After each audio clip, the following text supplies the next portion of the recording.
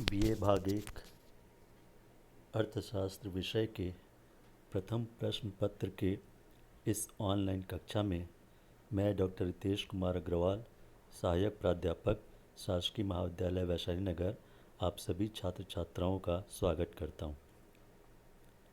आज के इस व्याख्यान का हमारा विषय है मार्शल का उपयोगिता विश्लेषण। छात्रों, मार्शल का उपयोगिता विश्लेषण उपभोक्ता के व्यवहार के अध्ययन का एक बहुत ही महत्वपूर्ण सिद्धांत है, जिसका प्रतिपादन अल्फ्रेड मार्शल ने किया था। उपभोक्ता के व्यवहार के अध्ययन के अंतर्गत हम मुख्य रूप से इस बात का अध्ययन करते हैं कि एक उपभोक्ता अपनी सीमित आय को विभिन्न वस्तुओं और सेवाओं पर किस प्रकार व्यय करे ताकि उसे अधिकतम संतुष्टि मिल सके। और इस दिशा में अलग अलग अर्थशास्त्रियों ने अलग अलग सिद्धांतों एवं नियमों का प्रतिपादन किया है। इन्हीं सिद्धांतों में एक प्रमुख सिद्धांत है समसीमांत उपयोगिता नियम, जो मार्शल के उपयोगिता विश्लेषण का एक महत्वपूर्ण अंग है। तो आइए आज की इस कक्षा में हम मार्शल के उपयोगिता विश्लेषण को समझने का प्रयास करते हैं। मार्शल के उपयोगिता विश्लेषण को हम विभिन्न शीर्षकों के अंतर्गत रख सकते हैं। पहला, उपयोगिता का अर्थ। दूसरा, उपयोगिता की विशेषताएं। तीसरा, उपयोगिता के माप। चौथा, उपयोगिता के प्रकार अथवा भेद। पांचवा, कुल एवं सीमांत उपयोगिता में संबंध। छठवां, सीमांत उपयोगिता ह्रास नियम। सातवां, सम सीमांत उपयोगिता नियम एवं आठवां, अनुपातिकता का नियम। आइए एक एक करके इन सब का हम अध्ययन विस्तार से करते हैं। सबसे पहले उपयोगिता का अर्थ। उपयोगिता किसी वस्तु का वह गुण है जिसके कारण उस वस्तु का उपभोग करने से हमारी आवश्यकता संतुष्ट होती है। छात्रों, स्पष्ट है कि किसी वस्तु का वह गुण जिसके कारण उस वस्तु का उपभोग करने से हमारी किसी आवश्यकता की संतुष्टि होती है, उसी गुण को हम उस वस्तु की उपयोगिता के नाम से जानते हैं। जैसे जब हमें भूख लगती है तो हम भोजन करते हैं, क्योंकि भोजन करने से हमारी भूख लगने की आवश्यकता की संतुष्टि होती है। उसी प्रकार प्यास लगने पर हम पानी पीते हैं, क्योंकि पानी पीने से हमारी प्यास लगने की आवश्यकता संतुष्ट होती है। यही कारण है कि भोजन और पानी हमारे लिए उपयोगी है। स्पष्ट है कि किसी भी वस्तु का वह गुण जिसके कारण उस वस्तु का उपभोग करने से हमारी आवश्यकता की पूर्ति होती है, उसे ही अर्थशास्त्र में उपयोगिता के नाम से जाना जाता है। उपयोगिता की विशेषताएं। पहला, उपयोगिता सापेक्षिक होती है, अर्थात उपयोगिता एक रिलेटिव टर्म है। यह विभिन्न व्यक्तियों के लिए विभिन्न समयों पर विभिन्न स्थानों पर अलग अलग हो सकती है। जैसे यदि कोई वस्तु मुझे पसंद है तो वह मेरे लिए उपयोगी हो, परंतु यदि वही वस्तु आपको नापसंद है तो वही वस्तु आपके लिए अनुपयोगी होगी। स्पष्ट है कि वस्तु की उपयोगिता अलग अलग व्यक्तियों के लिए अलग अलग हो सकती है। इसी प्रकार गर्म प्रदेशों के लिए स्वेटर अनुपयोगी है, लेकिन ठंडे प्रदेशों के लिए स्वेटर बहुत उपयोगी है। इसी प्रकार गर्मी के दिनों में कूलर बहुत उपयोगी है, एसी बहुत उपयोगी है, लेकिन ठंड के दिनों में वही कूलर और एसी अनुपयोगी हो जाती है। स्पष्ट है कि किसकी उपयोगिता विभिन्न व्यक्तियों के लिए विभिन्न समयों पर विभिन्न स्थानों पर अलग अलग हो सकती है। दूसरा, उपयोगिता आवश्यकता की तीव्रता पर निर्भर करती है, अर्थात किसी वस्तु से मिलने वाली उपयोगिता इस बात पर निर्भर करती है कि उस वस्तु के लिए उपभोक्ता की आवश्यकता की तीव्रता कितनी है। जिस वस्तु के लिए उपभोक्ता की आवश्यकता की तीव्रता अधिक होगी, उस वस्तु की उपयोगिता भी अधिक होगी। यदि हमें जोर से प्यास लगी हो तो पानी हमारे लिए बहुत उपयोगी होता है। यदि प्यास कम लगी हो तो वही पानी कम उपयोगी होता है, और यदि प्यास बिल्कुल भी ना लगी हो तो वही पानी हमारे लिए बिल्कुल अनुपयोगी हो जाता है। स्पष्ट है कि किसी वस्तु से मिलने वाली उपयोगिता उस वस्तु की आवश्यकता की तीव्रता पर निर्भर करती है। तीसरा, उपयोगिता और संतुष्टि में अंतर होता है। सामान्यतः हम उपयोगिता और संतुष्टि को समानार्थी के रूप में प्रयोग करते हैं, परंतु अर्थशास्त्र में उपयोगिता और संतुष्टि में अंतर होता है। उपयोगिता किसी भी वस्तु का उपभोग करने से पहले उससे मिलने वाली संतुष्टि का लगाया गया अनुमान है, जबकि संतुष्टि किसी वस्तु का उपभोग करने के पश्चात वास्तव में प्राप्त होने वाली उपयोगिता या संतुष्टि है। स्पष्ट है कि उपयोगिता अनुमानित होती है, जबकि संतुष्टि वास्तविक होती है। चौथा, उपयोगिता वस्तु के स्टॉक की मात्रा पर निर्भर करता है, अर्थात जैसे जैसे हमारे पास वस्तु की स्टॉक की मात्रा बढ़ती जाती है, उस वस्तु से प्राप्त होने वाली उपयोगिता क्रमशः कम होती जाती है।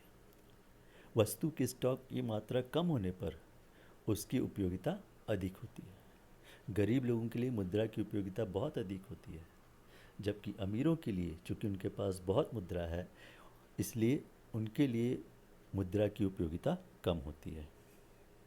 छठवां, उपयोगिता का लाभदायकता से कोई संबंध नहीं होता। सामान्यतः हम उपयोगिता को लाभकारी मानते हैं, एक पॉजिटिव सेंस में लेते हैं, परंतु उपयोगिता का लाभदायकता से कोई सीधा संबंध नहीं होता। हो सकता है कि कोई वस्तु हमारे लिए लाभदायी ना हो, हानिकारक हो, फिर भी वह हमारे लिए उपयोगी हो सकती है। जैसे शराबी के लिए शराब उपयोगी होता है, भले ही वह शराब उसके लिए हानिकारक होती है। सिगरेट पीने वाले के लिए सिगरेट हानिकारक होता है, फिर भी वह उसके लिए उपयोगी होता है। स्पष्ट है कि उपयोगिता का लाभदायकता से कोई संबंध नहीं होता। अगले स्लाइड में चलते हैं।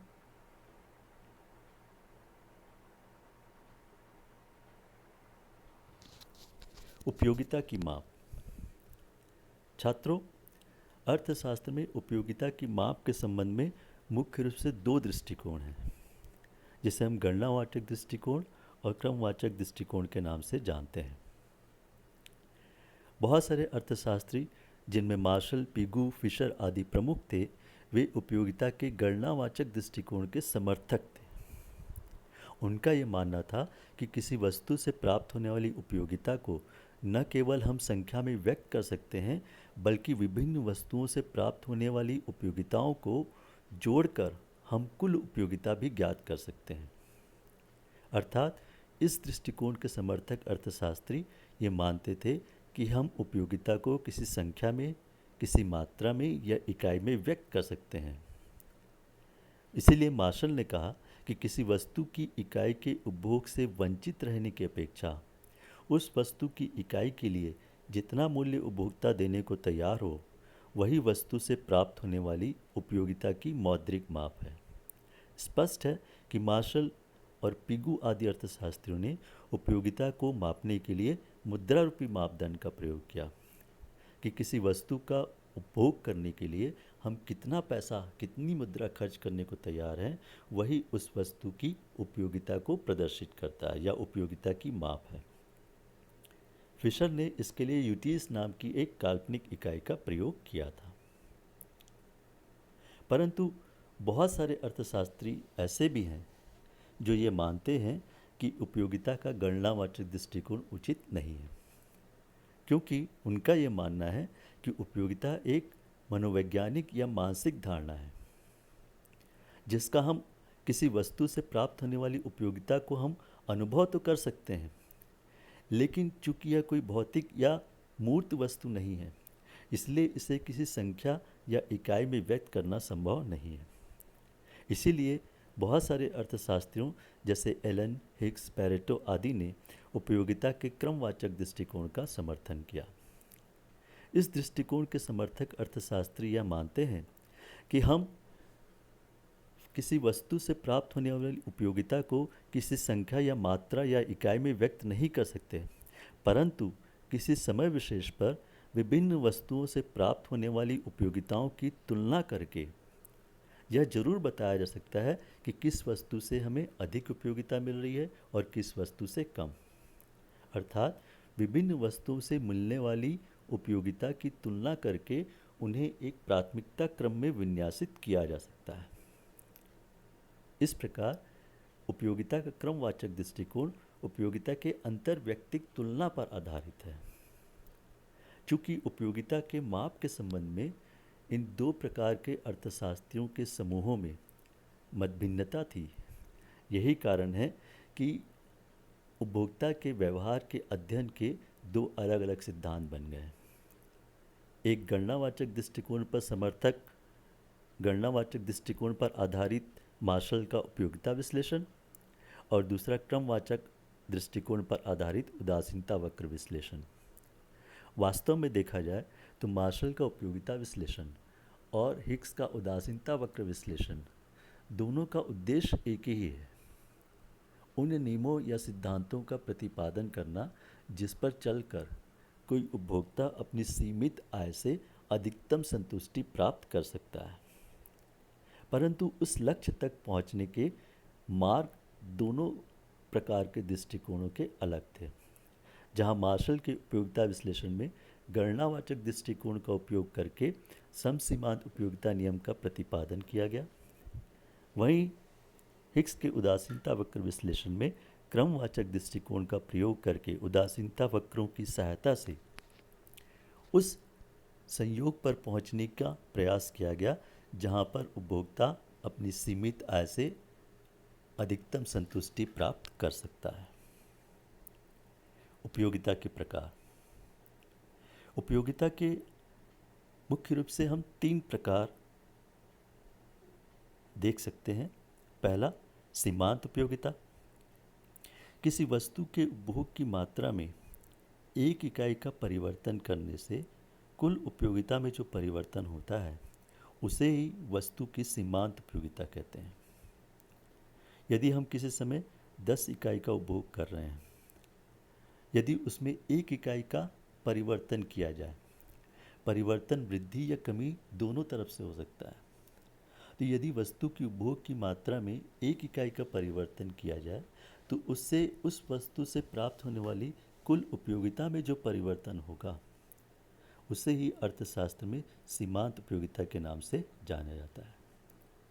सूत्र के रूप में आप देख सकते हैं एमयू यानी मार्जिनल यूटिलिटी बराबर डेल्टा टीयू। हम जानते हैं डेल्टा एक ग्रीक लेटर है जो हमेशा चेंज या परिवर्तन को प्रदर्शित करता है। डेल्टा टीयू का अर्थ कुल उपयोगिता में परिवर्तन से है, बटे डेल्टा 1Q यानी उपभोग की मात्रा में एक इकाई का परिवर्तन। या फिर एक दूसरे सूत्र के रूप में सीमांत उपयोगिता MU बराबर TUN यानी n इकाइयों से प्राप्त होने वाली कुल उपयोगिता माइनस TUN-1 अर्थात n ऋण इकाइयों से प्राप्त होने वाली कुल उपयोगिता। इसी प्रकार वृद्धि के रूप में यदि हम देखें तो सीमांत उपयोगिता MU बराबर TUN+1 माइनस TUN। इनमें से किसी भी सूत्र का प्रयोग करके हम किसी वस्तु से प्राप्त होने वाली सीमांत उपयोगिता को ज्ञात कर सकते हैं। उपयोगिता का दूसरा प्रकार है कुल उपयोगिता। जैसा नाम से स्पष्ट है, किसी वस्तु के विभिन्न इकाइयों के उपभोग से मिलने वाली उपयोगिताओं के कुल योग को ही वस्तु की कुल उपयोगिता कहते हैं। यदि हम किसी वस्तु से प्राप्त होने वाली विभिन्न इकाइयों की सीमांत उपयोगिताओं का योग कर दें तो हमें उस वस्तु से प्राप्त होने वाली कुल उपयोगिता प्राप्त हो जाएगी। स्पष्ट है कि कुल उपयोगिता सीमांत उपयोगिताओं का योग होती है। तीसरी अवधारणा औसत उपयोगिता। किसी वस्तु के विभिन्न इकाइयों के उपभोग से मिलने वाली उपयोगिताओं के कुल योग अर्थात कुल उपयोगिता को वस्तु की उपभोग की कुल इकाई से भाग देने पर जो भागफल प्राप्त होता है उसे ही वस्तु की औसत उपयोगिता कहते हैं। तो यदि कुल उपयोगिता में वस्तु की उपभोग की मात्रा का भाग दे दें तो हमें औसत उपयोगिता प्राप्त हो जाएगा। जैसा फार्मूला से स्पष्ट है, AU यानी औसत उपयोगिता बराबर TU कुल उपयोगिता बटे Q यानी उपभोग की मात्रा। अब नीचे सारणी में एक काल्पनिक सांख्यिकी उदाहरण के द्वारा कुल उपयोगिता एवं सीमांत उपयोगिता को प्रदर्शित किया गया है। आप देख सकते हैं पहले कॉलम में सेब की इकाइयों को प्रदर्शित किया गया है, 0, 1, 2, 3, 4, 5, 6, 7, और इनसे प्राप्त होने वाली कुल उपयोगिता टी यू को कॉलम 2 में प्रदर्शित किया गया है और सीमांत उपयोगिता को कॉलम 3 में प्रदर्शित किया गया है। आप देख सकते हैं जब सेब की उपभोग की मात्रा 0 है तो कुल उपयोगिता भी 0 है। जब सेब की उपयोग की मात्रा 0 से बढ़कर 1 हो जाती है तो कुल उपयोगिता भी 0 से बढ़कर 20 हो जाती है। उपभोग की मात्रा 2 होने पर कुल उपयोगिता बढ़कर 35, 3 होने पर 45, 4 होने पर 50, 5 होने पर भी 50, 6 होने पर 45 और 7 होने पर 35 हो जाती है। ध्यान रहे ये एक काल्पनिक उदाहरण है जिसमें संख्या इम्पॉर्टेंट नहीं है, इम्पॉर्टेंट इसका ट्रेंड है। अब इस कुल उपयोगिता के आधार पर हम सीमांत उपयोगिता की गणना कर सकते हैं। जब उपभोग की मात्रा 0 से बढ़कर 1 हुई तो कुल उपयोगिता 0 से बढ़कर 20 हो गया, अर्थात कुल उपयोगिता में परिवर्तन 20। इसलिए पहली इकाई के लिए सीमांत उपयोगिता 20 ऋण 0 बराबर 20। इसी प्रकार जब उपभोग की मात्रा 1 से बढ़कर 2 हो गई तो कुल उपयोगिता 20 से बढ़कर 35 हो गई, जिसके कारण दूसरी इकाई का उपभोग करने से कुल उपयोगिता में परिवर्तन 35 ऋण 20 बराबर 15, अर्थात दूसरी इकाई की सीमांत उपयोगिता 15। और इसी प्रकार तीसरी, चौथी, पाँचवीं, छठवीं सभी इकाइयों का हम सीमांत उपयोगिता ज्ञात कर सकते हैं। इस सारणी से स्पष्ट है कि चौथी से पाँचवीं इकाई का उपभोग करने पर कुल उपयोगिता में कोई परिवर्तन नहीं होता। चौथी इकाई के लिए भी कुल उपयोगिता 50 है और पाँचवीं इकाई के लिए भी कुल उपयोगिता 50 है। स्पष्ट है कि पाँचवीं इकाई के आते आते इस वस्तु से प्राप्त होने वाली सीमांत उपयोगिता 0 हो गई, जिसे हम शून्यात्मक सीमांत उपयोगिता कहते हैं। यदि इसके बाद भी इस वस्तु का उपभोग करना जारी रखा जाए तो फिर कुल उपयोगिता बढ़ने की बजाय घट जाएगी, जैसा कि इस उदाहरण में स्पष्ट है कि जब सेब की छठवीं इकाई का उपभोग किया गया तो कुल उपयोगिता 50 से घटकर 45 हो गई और सातवीं इकाई का उपभोग करने पर कुल उपयोगिता 45 से घटकर 35 हो गई। स्पष्ट है कि छठवीं इकाई के लिए सीमांत उपयोगिता 0 से घटकर -5 और सातवीं इकाई के लिए सीमांत उपयोगिता -10 हो गई। इस उदाहरण से स्पष्ट है कि 1 से लेकर 4 इकाई तक सीमांत उपयोगिता धनात्मक है, जिसे हम धनात्मक सीमांत उपयोगिता कहते हैं। पाँचवीं इकाई के लिए सीमांत उपयोगिता 0 हो गई, जिसे हम शून्यात्मक सीमांत उपयोगिता कहते हैं, और छठवीं और सातवीं इकाई के लिए सीमांत उपयोगिता ऋणात्मक हो गई, जिसे हम ऋणात्मक सीमांत उपयोगिता कहते हैं। आइए इन काल्पनिक आंकड़ों के आधार पर हम कुल उपयोगिता और सीमांत उपयोगिता के बीच संबंधों को रेखा चित्र के द्वारा स्पष्ट करें। इस चित्र में कुल उपयोगिता एवं सीमांत उपयोगिता में संबंध को प्रदर्शित किया गया है। चित्र में OX अक्ष पर वस्तु की इकाइयों को प्रदर्शित किया गया है और OY अक्ष पर वस्तु से प्राप्त होने वाली उपयोगिता को प्रदर्शित किया गया है। TU रेखा या वक्र कुल उपयोगिता की रेखा है और MU रेखा सीमांत उपयोगिता की रेखा है। उस सारणी में दिए गए आंकड़ों के आधार पर ये कुल उपयोगिता एवं सीमांत उपयोगिता की रेखा खींची गई है। इस चित्र से स्पष्ट है कि जब तक सीमांत उपयोगिता धनात्मक होती है, अर्थात 0 से अधिक होती है, जैसा कि चित्र में दिखाया गया है, जब तक सीमांत उपयोगिता बिंदु B से बिंदु C तक धनात्मक होती है, तब तक कुल उपयोगिता में वृद्धि की प्रवृत्ति पाई जाती है। इसलिए कुल उपयोगिता की रेखा दाहिनी ओर ऊपर की ओर उठती हुई होती है। हालांकि कुल उपयोगिता की रेखा बाएं से दाएं, नीचे से ऊपर की ओर उठती हुई होती है, लेकिन यह दाहिनी ओर झुकती जाती है, जो इस बात का प्रतीक है कि सीमांत उपयोगिता यद्यपि धनात्मक है, परंतु यह कम होती जा रही है। यही कारण है कि कुल उपयोगिता की रेखा दाहिने ओर झुकती जा रही है। परंतु यह स्पष्ट है कि जब तक सीमांत उपयोगिता की रेखा एक अक्ष के ऊपर होती है, अर्थात 0 से अधिक होती है, अर्थात धनात्मक होती है, तब तक कुल उपयोगिता की रेखा बाएं से दाएं, नीचे से ऊपर की ओर बढ़ती हुई होती है।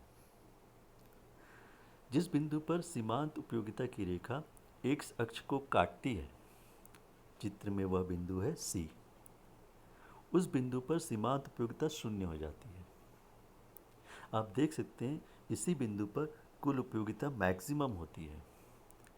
स्पष्ट है कि जब वस्तु से प्राप्त होने वाली सीमांत उपयोगिता शून्य हो, तब उस वस्तु से प्राप्त होने वाली कुल उपयोगिता मैक्सिमम होती है। सी बिंदु के पश्चात चित्र से स्पष्ट है कि सीमांत उपयोगिता की रेखा एक्स अक्ष के नीचे चली गई, अर्थात सीमांत उपयोगिता ऋणात्मक हो गई, अर्थात उपयोगिता मिलने की बजाय अब उस वस्तु के उपभोग से अनुपयोगिता मिलने लगी। तो जब सीमांत उपयोगिता ऋणात्मक हो जाएगी तो कुल उपयोगिता घटने लगेगी। यही कारण है कि ओ बिंदु के पश्चात कुल उपयोगिता की रेखा दाहिनी ओर नीचे की ओर गिरने लगती है, जो इस बात को प्रदर्शित करती है कि सी बिंदु के बाद वस्तु की और अतिरिक्त इकाइयों का उपभोग करने से सीमांत उपयोगिता ऋणात्मक हो जाती है, जिसके कारण कुल उपयोगिता बढ़ने की बजाय घटने लगती है। इस रेखा चित्र से स्पष्ट है कि जब तक सीमांत उपयोगिता धनात्मक होती है, तब तक कुल उपयोगिता में वृद्धि की प्रवृत्ति पाई जाती है, और जब सीमांत उपयोगिता शून्य होती है, तब कुल उपयोगिता मैक्सिमम होती है, और जब सीमांत उपयोगिता ऋणात्मक हो जाती है, तो फिर कुल उपयोगिता घटने लगती है। आइए अगले स्लाइड में देखें। इस स्लाइड में सीमांत उपयोगिता हास नियम को प्रदर्शित किया गया है। इस नियम को गोसेन का प्रथम नियम भी कहते हैं। इस नियम का प्रतिपादन जर्मनी के अर्थशास्त्री एच गोसेन ने किया था, और इसीलिए उनके नाम पर इसे गोसेन का प्रथम नियम भी कहा जाता है। इंग्लिश में इस नियम को law of marginal diminishing utility कहा जाता है। इस नियम के अनुसार जैसे जैसे किसी वस्तु के उपभोग की मात्रा में वृद्धि की जाती है, वैसे वैसे उस वस्तु की प्रत्येक अगली इकाइयों से प्राप्त होने वाली उपयोगिता अर्थात सीमांत उपयोगिता क्रमशः कम होती जाती है। बोल्डिंग के अनुसार जब कोई उपभोक्ता अन्य वस्तुओं के उपभोग को स्थिर रखते हुए किसी एक वस्तु के उपभोग को बढ़ाता है, तो उस बढ़ी हुई वस्तु की सीमांत उपयोगिता अवश्य ही घटती जाती है। छात्रों, हमने विशेषताओं में भी देखा था, जैसे जैसे किसी वस्तु की स्टॉक की मात्रा बढ़ती जाती है, वैसे वैसे उससे मिलने वाली उपयोगिता कम होती जाती है। गोसेन के इस नियम से स्पष्ट है कि जैसे जैसे किसी वस्तु की उपभोग की मात्रा में हम वृद्धि करते जाते हैं, प्रत्येक अगली इकाई से प्राप्त होने वाली उपयोगिता अर्थात सीमांत उपयोगिता क्रमशः कम होती जाती है।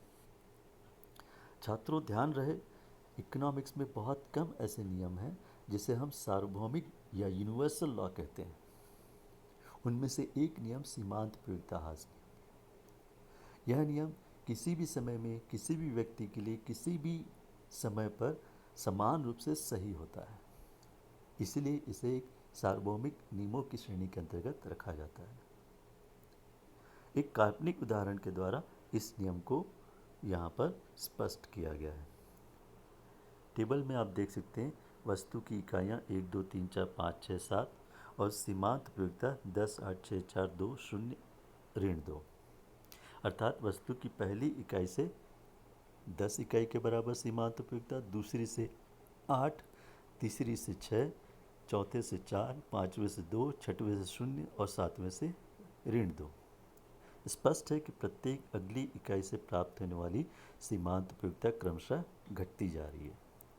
इन्हीं सीमांत उपयोगिता के आंकड़ों को यदि हम रेखा में प्रदर्शित करें, सीमांत उपयोगिता की रेखा बनाएं, तो स्पष्ट है, इस चित्र में हम देख सकते हैं कि सीमांत उपयोगिता की रेखा बाएं से दाएं, ऊपर से नीचे की ओर गिरती हुई होती है, जो इस बात को प्रदर्शित करती है कि जैसे जैसे वस्तु की उपभोग की मात्रा में वृद्धि की जाती है, वस्तु की प्रत्येक अगली इकाई से मिलने वाली उपयोगिता अर्थात सीमांत उपयोगिता क्रमशः कम होती जाती है।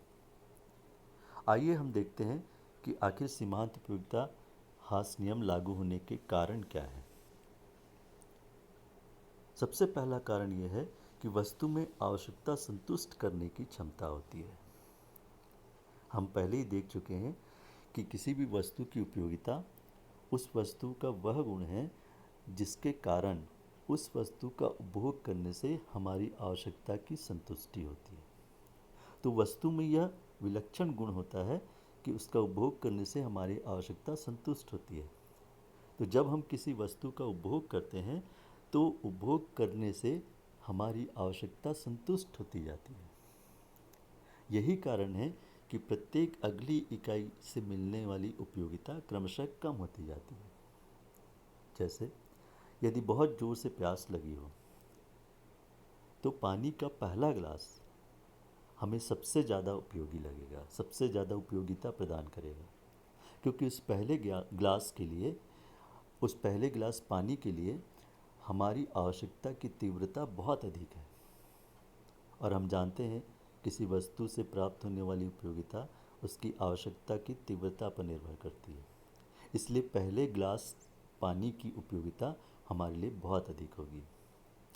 अब एक गिलास पानी पीने के बाद जब हम दूसरे गिलास पानी का प्रयोग करते हैं तो दूसरे गिलास पानी के लिए हमारी आवश्यकता की तीव्रता पहले गिलास पानी की तुलना में कम हो चुकी है, क्योंकि एक गिलास पानी पीने से हमारी प्यास लगने की कुछ आवश्यकता संतुष्ट हो चुकी है। इसलिए दूसरे गिलास पानी की के लिए हमारी आवश्यकता की तीव्रता पहले गिलास पानी से कम होगी और इसलिए दूसरे गिलास पानी से मिलने वाली उपयोगिता भी पहले की तुलना में कम होगी। 2 गिलास पानी पीने के बाद तीसरे गिलास पानी पीने से हमारी उपयोगिता और भी कम होगी, क्योंकि तीसरे गिलास पानी के लिए हमारी आवश्यकता की तीव्रता और भी कम हो गई। स्पष्ट है कि जैसे जैसे हम किसी वस्तु की उपभोग की मात्रा बढ़ाते जाते हैं वैसे वैसे उस वस्तु का उपभोग करने से चूँकि हमारी आवश्यकता संतुष्ट होती जाती है, इसलिए प्रत्येक अगली इकाई से मिलने वाली उपयोगिता या सीमांत उपयोगिता क्रमशः कम होती जाती है। दूसरा कारण है वस्तु का जैसे जैसे उपभोग किया जाता है वैसे वैसे उस वस्तु के लिए आवश्यकता की तीव्रता कम होती जाती है। जैसा हमने भी कहा, यदि हमारे पास एक जोड़ी कपड़ा हो तो वह कपड़ा हमारे लिए बहुत उपयोगी होगा। यदि 2 जोड़ी कपड़ा हो तो थोड़ी सी उपयोगिता, दूसरे जोड़ी कपड़े की उपयोगिता पहले से कम होगी। यदि 3 हो तो और कम होगी, 4 होगी तो और कम होगी। जैसे जैसे हमारे पास कपड़ों की संख्या बढ़ती जाएगी प्रत्येक अगली इकाई की उपयोगिता कम होती जाएगी। स्पष्ट है कि चूँकि प्रत्येक अगली इकाई के लिए हमारी आवश्यकता की तीव्रता कम होती जाती है, इसलिए जैसे जैसे हम वस्तु का उपभोग करते जाते हैं वैसे वैसे प्रत्येक अगली इकाई से मिलने वाली उपयोगिता या सीमांत उपयोगिता क्रमशः कम होती जाती है। और तीसरा एक कारण है वस्तुएं एक दूसरे की अपूर्ण स्थानापन्न होती हैं। कोई भी 2 वस्तु एक दूसरे की पूर्ण स्थानापन्न नहीं होती, हालांकि वो निकट स्थानापन्न हो सकती हैं। यही कारण है कि कोई भी एक वस्तु किसी दूसरी वस्तु को पूर्ण रूप से प्रतिस्थापित नहीं कर सकती और इसीलिए सीमांत उपयोगिता हास नियम लागू होता है। सीमांत उपयोगिता हास नियम की मान्यताएं। इस नियम की कुछ मान्यताएं हैं। सबसे पहला यह है कि वस्तु की प्रत्येक इकाई मात्रा तथा गुण में समान होनी चाहिए। सीमांत उपयोगिता हास नियम तभी क्रियाशील होगा जब वस्तु की प्रत्येक इकाई मात्रा तथा गुण में समान होनी चाहिए। यदि हम रोटी खा रहे हैं, पहली रोटी छोटी हो और दूसरी रोटी बड़ी तो हो सकता है कि पहली रोटी की तुलना में दूसरी रोटी से हमें ज़्यादा उपयोगिता मिले। हो सकता है कि पहली रोटी सूखी हो और दूसरी रोटी घी लगी हुई हो, तो ऐसी स्थिति में भी पहली रोटी की तुलना में दूसरी रोटी की उपयोगिता ज़्यादा होगी। स्पष्ट है कि यह नियम तभी लागू होगा जब वस्तु की प्रत्येक इकाई गुण तथा मात्रा में एक समान हो। दूसरा, वस्तु की इकाइयाँ उपयुक्त होनी चाहिए। यदि वस्तु की इकाइयाँ उपयुक्त नहीं होगी तो फिर हो सकता है कि कुछ समय के लिए सीमांत उपयोगिता ह्रास नियम लागू ना हो। जैसे यदि कोई वयस्क पुरुष को बहुत ज़ोर से प्यास लगी हो और उसे हम यदि चम्मच में पानी पिलाएं तो हो सकता है कि 1, 2, 3, 4 चम्मच पीने से उसकी प्यास और बढ़ जाए, क्योंकि एक वयस्क व्यक्ति के लिए पानी की उपयुक्त इकाई एक एक गिलास पानी होता है। तो यदि हम गिलास में एक एक गिलास पानी हम उसको देंगे तो निश्चित रूप से यह नियम लागू होगा। तीसरा, उपभोग के दौरान किसी प्रकार का समय अंतराल नहीं होना चाहिए। यदि हम किसी वस्तु का उपभोग कर रहे हैं, मान लीजिए हम खाना खा रहे हैं और एक रोटी खाने के बाद दूसरी रोटी हमें 15-20 मिनट बाद मिलती है, तीसरी रोटी हमें आधा घंटे बाद मिलती है, चौथी रोटी हमें 1 घंटे के बाद मिलती है, तो हो सकता है कि यह नियम कुछ समय के लिए लागू ना हो। इसीलिए यह मान लिया गया है कि उपभोग का कार्य निरंतर होना चाहिए और उपभोग के दौरान किसी प्रकार का समय अंतराल नहीं होना चाहिए। चौथी मान्यता यह है कि उपभोक्ता की मानसिक स्थिति में कोई परिवर्तन नहीं होना चाहिए। यह नियम अर्थात सीमांत उपयोगिता ह्रास नियम तभी लागू होगा जब उपभोग के दौरान उपभोक्ता की मानसिक स्थिति में किसी प्रकार का कोई परिवर्तन नहीं हो, क्योंकि यदि कोई सुखद या दुखद समाचार की वजह से या किसी भी अन्य कारण से उपभोक्ता की मानसिक स्थिति में परिवर्तन हो जाए तो हो सकता है कि वस्तु की अगली इकाई से मिलने वाली उपयोगिता अर्थात सीमांत उपयोगिता कम होने की बजाय बढ़ जाए। इसलिए यह मान लिया गया है कि उपभोग के दौरान उपभोक्ता की मानसिक स्थिति में कोई परिवर्तन नहीं होना चाहिए। पांचवी मान्यता है स्थानापन्न वस्तुओं की कीमत में कोई परिवर्तन नहीं होना चाहिए। छात्रों, स्थानापन्न वस्तुओं से हमारा आशय दो ऐसी वस्तुओं से है जो एक दूसरे के स्थान पर प्रयोग में लाई जा सकती हैं। जैसे उदाहरण के लिए चाय और कॉफ़ी। हम चाय के स्थान पर कॉफ़ी या कॉफ़ी के स्थान पर चाय का प्रयोग कर सकते हैं। सीमांत उपयोगिता ह्रास नियम इस मान्यता को लेकर चलता है कि स्थानापन्न वस्तुओं की कीमत में कोई परिवर्तन नहीं होना चाहिए, क्योंकि यदि स्थानापन्न वस्तुओं की कीमत में परिवर्तन हो जाए तो हो सकता है कि इस वस्तु की सीमांत उपयोगिता घटने के बजाय बढ़ जाए। छठवीं मान्यता है उपभोक्ता की आय, रुचि, आदत एवं फैशन में कोई परिवर्तन नहीं होना चाहिए।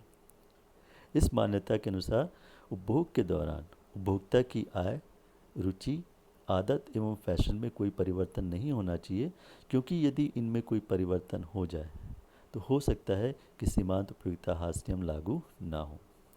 और अंतिम मान्यता यह है, यह नियम केवल सुखमय अवस्था में ही लागू होता है, दुखमय अवस्था में नहीं। एक उदाहरण दिया जा सकता है कि यदि किसी रोगी को 3 बॉटल खून की ज़रूरत है तो 1 बॉटल खून चढ़ाने के बाद दूसरे बॉटल और तीसरे बॉटल से खून की उपयोगिता उसके लिए बढ़ती जाएगी। तो इसलिए मान लिया गया है कि यह नियम केवल सुखमय अवस्था में ही लागू होता है, दुखमय अवस्था में लागू नहीं होता। यदि हम ध्यान से देखें तो इस सीमांत उपयोगिता ह्रास नियम की मान्यताओं के आधार पर हम कह सकते हैं कि सीमांत उपयोगिता ह्रास नियम प्रत्येक परिस्थिति में लागू होता है यदि इन मान्यताओं को पूरा किया जाए। सीमांत उपयोगिता ह्रास नियम का महत्व। सीमांत उपयोगिता ह्रास नियम का अर्थशास्त्र में अत्यधिक महत्व है। यह नियम अर्थशास्त्र में मांग के नियम का आधार है। इसी नियम के आधार पर हम इस बात को स्पष्ट करते हैं कि जब किसी वस्तु की कीमत में कमी होती है तो उसकी मांग में वृद्धि क्यों होती है। इसी प्रकार उपभोक्ता की बचत अर्थशास्त्र में एक महत्वपूर्ण अवधारणा है। उपभोक्ता की बचत की अवधारणा की व्याख्या करने में भी सीमांत उपयोगिता ह्रास नियम का अत्यधिक महत्व है। इसी प्रकार मूल्य सिद्धांत में भी इस सीमांत उपयोगिता ह्रास नियम का अत्यधिक महत्व है, क्योंकि यह नियम हमें यह बताता है कि यदि किसी विक्रेता को अपनी वस्तु की अतिरिक्त इकाइयों को बेचना है तो वो तभी संभव है जबकि वह अपनी वस्तु की कीमत को कम करे, क्योंकि वस्तु की अगली इकाइयों से मिलने वाली सीमांत उपयोगिता कम होती है। इसलिए अगली इकाइयों को उपभोक्ता तभी खरीदेगा जबकि उसके मूल्य में कमी की जाए। तो इसलिए मूल्य सिद्धांत में भी सीमांत उपयोगिता ह्रास नियम का अत्यधिक महत्व है। सीमांत उपयोगिता ह्रास नियम का महत्व सम सीमांत उपयोगिता नियम में भी है, क्योंकि यही सम सीमांत उपयोगिता नियम का आधार है। और हम जानते हैं सम सीमांत उपयोगिता नियम अर्थशास्त्र का एक बहुत ही महत्वपूर्ण नियम है, जिसके द्वारा उन नियमों या उन सिद्धांतों का प्रतिपादन किया जाता है जिस पर चलकर मार्शल के अनुसार कोई उपभोक्ता अपनी सीमित आय से अधिकतम संतुष्टि प्राप्त कर सकता है। सीमांत उपयोगिता ह्रास नियम का महत्व इसलिए भी है क्योंकि यह नए उत्पादन को प्रोत्साहित करता है। यही नियम विनिमय मूल्य एवं उपयोगिता मूल्य के अंतर को भी स्पष्ट करता है और यही नियम कर प्रणाली का आधार भी है। इन संबंधित विषयों के अध्ययन में इस नियम का क्या महत्व है, ये इन विषयों के अध्ययन के समय स्पष्ट रूप से हम या विस्तार से हम देखेंगे। आइए आगे बढ़ते हैं।